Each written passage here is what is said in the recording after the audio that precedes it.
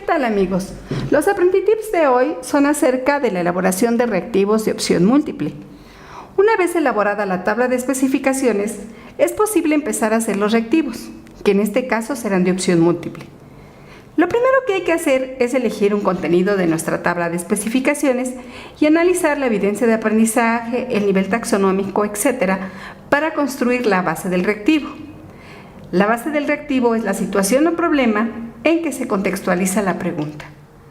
En ocasiones, la base del reactivo requiere de un dibujo, figura o diagrama para la resolución del mismo.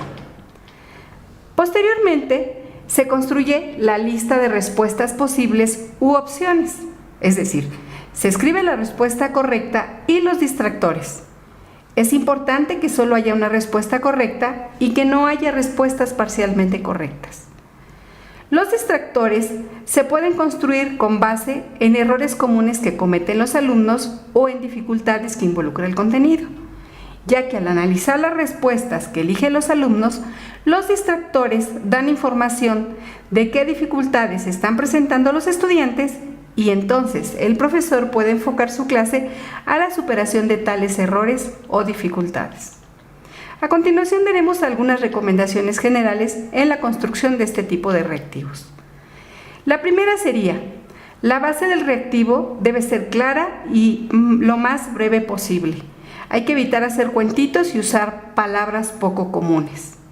Una segunda recomendación sería evitar preguntas negativas. Por ejemplo, ¿cuál de ellas no es? Las preguntas deben ser directas, claras y afirmativas. En tercer lugar, podríamos decir que hay que cuidar la coherencia gramatical entre la pregunta y las opciones. Si la pregunta está en femenino, las respuestas deben estar en femenino.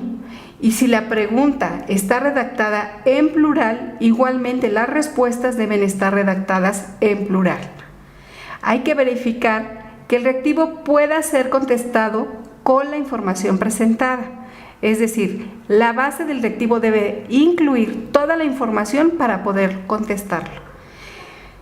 Una quinta recomendación sería revisar que no haya dos respuestas correctas o parcialmente correctas. Otra recomendación sería evitar reactivos en los que es necesario ver las respuestas para poder contestarse. Como séptima recomendación, les diremos que las opciones tienen que ser coherentes con la pregunta. No es viable usar expresiones como nunca, siempre, todas las anteriores, ninguna de las anteriores, etc. Y finalmente, los reactivos deben ser independientes, es decir, la respuesta correcta no debe estar vinculada con la respuesta de otro reactivo. Por otro lado, les sugerimos elaborar un formato de reactivos en el que se consideren todos los datos importantes del mismo. Esto va a permitir emplearlos varias veces y mejorarlos a partir de llevar un registro de cómo funcionan. Pues en ocasiones, una vez aplicadas, podemos darnos cuenta de que es necesario mejorar la redacción de la base del reactivo o cambiar algún distractor. A continuación, presentamos una breve bibliografía que puede ser de utilidad en la construcción de reactivos y les recordamos que pueden enviarnos sus dudas y sugerencias al correo electrónico aprendities@gmail.com. Fue un placer. Hasta luego.